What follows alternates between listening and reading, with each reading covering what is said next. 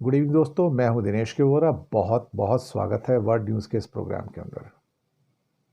दोस्तों, आज बात करेंगे यूक्रेन के ऊपर रशिया का लगातार फियर्स अटैक। ऐसा अटैक की कीव और पूरा यूक्रेन लहू लुहान है, उसे समझ नहीं आ रहा कि कैसे रिएक्ट करें। और उसके साथ ट्रंप बहुत परेशान हो गए हैं कि पुतिन से कैसे डील किया जाए। नॉर्थ कोरिया के इशू के ऊपर जहां पर अमेरिका के B-52 बॉम्बर्स और दूसरे एयरक्राफ्ट ने जापान और साउथ कोरिया के साथ मिलके नॉर्थ कोरिया के साथ बॉर्डर पे एक्सरसाइज की, और वो भी तब जबकि रशिया के foreign minister Sergei Lavrov Korea पहुंचे हुए थे, नॉर्थ कोरिया पहुंचे थे, और उस समय एक्सरसाइज करके एक्चुअली थ्रेटन करने की कोशिश की है। और पुतिन उसके ऊपर भड़क गए हैं ट्रंप के ऊपर कि तुम्हारी हिम्मत कैसे हुई कि तुम ये जो कर रहे हो इस समय हमारे सामने। मुझे लगता है कि दुनिया एक उबाल के एरियाज पर आ रही है। इसके अलावा मैंने 30% टैरिफ की बात की है मैक्सिको के ऊपर, और 27 देशों के ऊपर, EU के ऊपर, जो मैंने वर्ल्ड व्यू में पेश किया है। दिस इज अनप्रेसिडेंटेड कि ट्रंप ने अपने सारे यूरोप के दोस्तों की पीठ में छुरी घोंपी है। इसके ऊपर बात करेंगे। और इसके साथ हम रॉबर्ट कियोसाकी के, जो कि रिच डैड पुअर डैड, उन्होंने आर्टिफिशियल इंटेलिजेंस के ऊपर क्या कहा है, उसके बुरे प्रभाव को लेकर क्या कहा है, उसके बारे में मैं बात करने जा रहा हूं। तो मैं आप सबका स्वागत करूंगा। प्रोग्राम थोड़ी देर पहले ही रिकॉर्ड किया गया है, तो इसलिए मैं किसी के नाम नहीं ले पाऊंगा, लेकिन आप हमारे साथ बने रहिएगा। अब एक काम करता हूँ, आज रिच डैड पुअर डैड के जो लेखक हैं रॉबर्ट कियोसाकी, आप में से मुझे लगता है कि हज़ारों लोगों ने, लाखों लोगों ने रिच डैड पुअर डैड को पढ़ा है। उस किताब को नहीं पढ़ा तो एक बार जाके नेट पे जाके पढ़ सकते हैं। उनका कहना है कि AI की वजह से हज़ारों लाखों स्मार्ट छात्रों की नौकरियां खतरे में पड़ चुकी हैं, पढ़ने वाली नहीं है, पड़ चुकी हैं। और अब जो ट्रेडिशनल नौकरी है या पढ़ाई का रास्ता है, अब आपको किसी भी किस्म की नौकरी की कोई गारंटी नहीं देगा। उनका कहना है कि जो आजकल के नए जो सिस्टम्स निकल के आ रहे हैं और पुराने सिस्टम्स से जो पढ़ाई चल रही है, उसके द्वारा आप कोई भी ऐसी चीज़ प्राप्त नहीं कर सकते जिसे आप समझते हो कि पुरानी एजुकेशन से प्राप्त कर सकते हैं। रॉबर्ट कियोसाकी दरअसल बताते रहे कि इन्वेस्टमेंट जो होती हैं या जो एंटरप्रेन्योरशिप होती है वो नौकरी से बेहतर होती है। और ये कहा कि अब आपको नए रास्ते तलाशने होंगे। आप जो इकोनॉमिक चेंजेस हो रहे हैं उसको आप समझिए। जो ट्रेडिशनल तरीके हैं एजुकेशन के या स्किल्स के सीखने के, आप उससे बाहर निकलिए। आप नई स्ट्रेटजी अपनाइए, तभी आप सर्वाइव करेंगे, अदरवाइज आप सर्वाइव नहीं कर पाएंगे। कियोसाकी हमेशा से पढ़ाई के और नौकरी के जो मॉडल रहे हैं वो उसके खिलाफ रहे हैं, और उनका कहना है कि बार बार सेम किस्म की नौकरियों पर जोर देना कोई अच्छी बात नहीं है। उनका ये कहना है कि आप अच्छी किस्म की इन्वेस्टमेंट करेंगे, अच्छी किस्म की आप एंटरप्रेन्योरशिप अपनाएंगे, और बदलते हुए वक्त में जो AI की चुनौतियां हैं, चैलेंजेस हैं, उसको अपने सामने रखकर अगर तब प्रयास करेंगे तो आपके सफल होने के चांसेस बहुत ज़्यादा हैं। उनका ये भी कहना है कि AI सिर्फ टेक्नोलॉजी का चेंज नहीं है, बल्कि ये पूरी दुनिया की वर्क फोर्स के तरीके को बदल रही है। अच्छा होगा कि लोग, आप AI के जो लिए अपनी जो समझ है आप उसको बढ़ाएं। उनका कहना है कि आप AI से डरिए मत, उसके अंदर फंड कीजिए, यानी कि आप उसके अंदर इन्वेस्ट कीजिए पैसे, तो आप बच पाएंगे। इसलिए बच पाएंगे क्योंकि अगर आप AI को समझ जाएंगे, AI के जो प्लस या माइनस पॉइंट्स हैं उसको समझ जाएंगे, उसको सीखने की कोशिश करेंगे, तो फिर एक बात बिल्कुल पक्की है कि आप किसी भी हालत में मार नहीं खाएंगे। ये बात तो बिल्कुल और बिल्कुल पक्की है। अब आते हैं रशिया के अटैक के ऊपर, जो कि बड़ा ही भारी अटैक हुआ है, और ये लगातार एक हफ्ता हो गया है। प्रतिदिन 700-700, 800-700 ड्रोन के साथ हमले किए जा रहे हैं। कल भी जो हमला हुआ 700 ड्रोन के साथ में हुआ, 10 बॉम्बर इस्तेमाल किए गए, और दर्जनों मिसाइल्स उसका इस्तेमाल किया गया। इसमें कहना था कि करीब 700 ड्रोन्स थे, 15 KH-101 मिसाइल्स थी, उनको लॉन्च किया गया और इसके अलावा 10 बॉम्बर प्लेन थे जिसमें Tu-95 और Tu-160 हैं। वो कीव की ओर बढ़े और वहाँ पर उन्होंने जो बड़े बड़े हथियार थे उनको निशाना बनाया है और उनके निशाने पर इस समय अमेरिकी हथियार है, यानी कि अमेरिका के जो सो कॉल्ड पैट्रियट सिस्टम्स हैं या कुछ और सिस्टम्स हैं उनको निशाना बनाने की अब बात की जा रही है। तो कल रात को जो हमला या आज जो कल रात यानी कि आज जो हमला हुआ है वो अब तक का यूक्रेन के ऊपर सबसे बड़ा हमला है। और क्या उसने इस्तेमाल किया उसके अंदर मैं बताऊं, करीब 700 ड्रोन्स का इस्तेमाल किया गया, 15 से ज़्यादा KH-101 क्रूज मिसाइल्स का इस्तेमाल किया गया और इसके जो लक्ष्य थे कीव के अलावा लवीव, लुत्स और चर्निवस्सी और 10 से ज़्यादा रशियन बॉम्बर्स, जो आप B-2 बॉम्बर्स हैं ना, B-52 बॉम्बर, बिल्कुल सेम काइंड के बॉम्बर्स जो हैं वो रशिया के पास भी हैं और उन बॉम्बर्स के द्वारा भी भारी बमों की बारिश की गई है।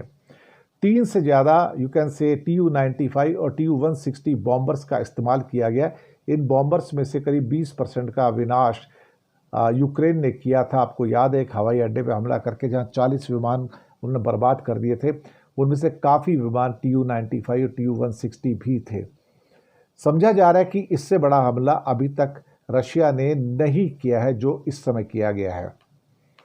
रिपोर्ट ये भी कहती है कि 10 रशियन जो बॉम्बर प्लेन्स हैं उन्होंने कीव की ओर जाके ये हमले किए हैं और ख़ास तौर से उन हथियारों को, उन एयर डिफेंस सिस्टम को निशाना बनाया है जिसे अमेरिका ने एक्चुअली यूक्रेन को दिया है अपनी रक्षा के लिए।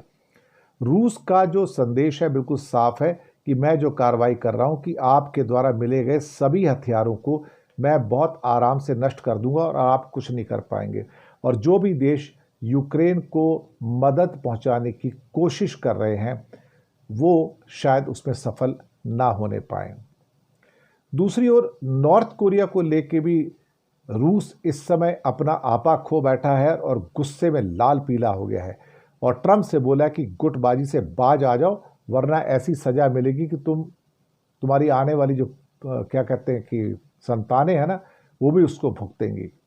दरअसल रूस के foreign minister Sergei Lavrov North Korea पहुंचे और इसी दौरान अमेरिका ने जापान और कोरिया के साथ मिलकर एक मिलिट्री एक्सरसाइज कर ली। मैंने कल भी इसके बारे में बात की थी और ये मिलिट्री एक्सरसाइज उन्होंने नॉर्थ कोरिया के बॉर्डर के पास की। अब ये प्रोवोकेशन है नॉर्थ कोरिया को और नॉर्थ कोरिया का जो चीफ है वो किम जोंग उंग है।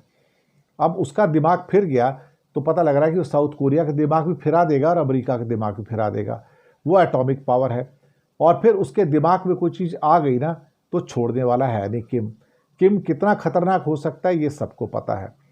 तो रशिया ने इस मौके पे बड़ी चेतावनी इशू की अमेरिका की, अपनी हरकतों से बाज आ जाओ। अगर तुम बाज नहीं आए तो एक बात समझ लो कि मैं तुम्हें वो सज़ा दूंगा कि फिर तुम भी भुगतोगे और तुम्हारी आने वाली जनरेशन भी भुगतेंगी।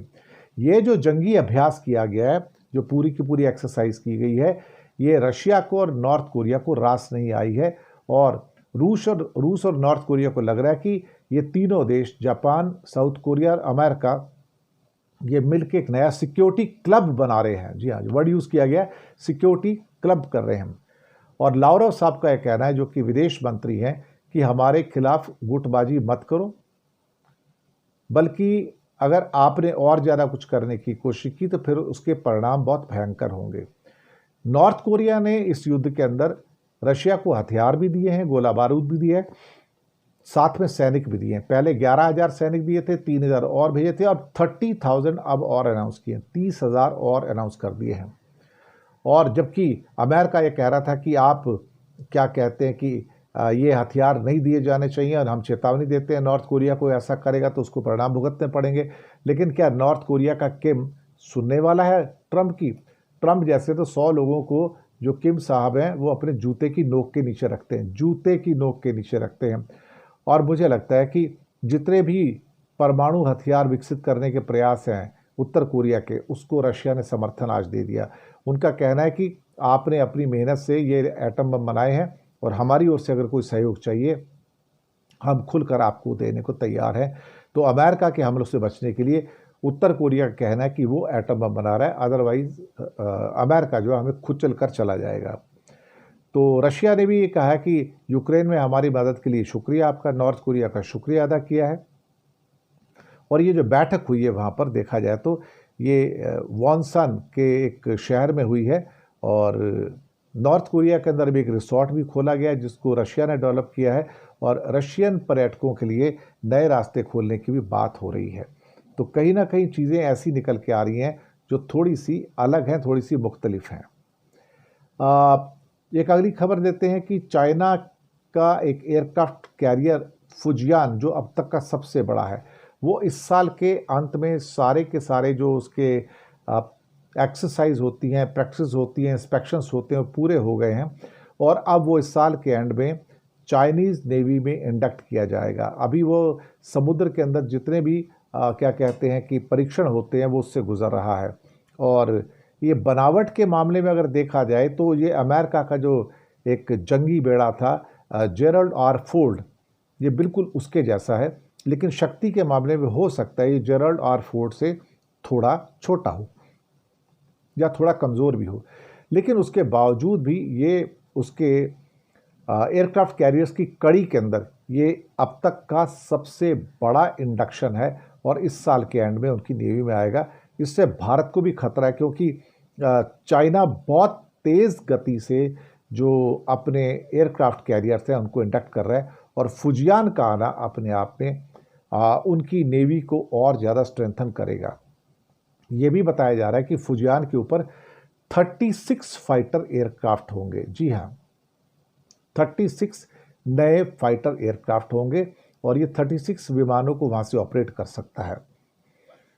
चीन के पास अभी इससे पहले 2 एयरक्राफ्ट कैरियर हैं, ये उनकी पावर से भी ज़्यादा है। तो एक किस्म से चाइना की जो नेवी है या उसकी आर्म फोर्सेस हैं उसको एक बड़ा बल मिलता है इससे कि चाइना की जो तैयारी है बहुत तेज़ गति से, उसकी जो गति है वो बहुत तेज़ है। अब चाइना के जो एक विशेषज्ञ हैं उनका कहना है कि फ्लाइट डेक पे जिस ढंग से उसकी डेकोरेशन की गई है उससे पता लगता है कि फुजियान को इंडक्शन के लिए तैयार किया जा रहा है और उसके बाद फुजियान जो है टेस्ट सर्विस में शामिल होगा ताकि एयरक्राफ्ट कैरियर और बाकी जो उसकी प्रोसेसेस हैं या टेक्नोलॉजीज़ हैं उसका भी परीक्षण जारी किया जा सके। वहाँ पे लैंडिंग टेक ऑफ वो तो चल ही रहे हैं और उनका कोऑर्डिनेशन टेस्ट भी ज़रूरी है, तो वो सब भी किए जा रहे हैं। तो अभी तक कुल मिला के इसके 8 परीक्षण टेस्ट हो चुके हैं, 8 एक्सरसाइजेज हो चुकी है जहाँ उसको टेस्ट क्लास कहा जाता है या जिसको आप कह सकते हो कि वो उसकी जो टेस्टिंग हो रही है सारी की सारी वो हो चुकी है। 8 किस्म की जो उसके जो टेस्ट हैं वो पूरे हो चुके हैं और साथ ही में उनकी जो पावर है, उसकी जो स्टेबिलिटी है और उसकी ख़ास तौर से लैंडिंग, उड़ान और बाकी चीज़ें हैं वो उसको भी टेस्ट किया जा रहा है।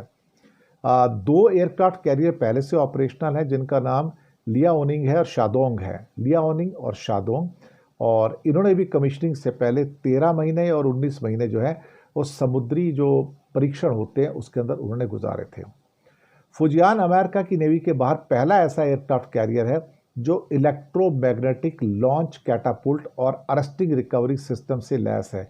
ये जहाज़ों को भारी विमानों को लॉन्च करने और उसको क्या कहते हैं स्की जंप डेक की तुलना में अधिक बार ऐसा करने में सहायता प्रदान करेगा और 80,000 टन का ये जहाज़ है और एक किस्म से दुनिया का अब तक का सबसे बड़ा जो पारंपरिक रूप से जो संचालित युद्धपोत है उनमें से एक है।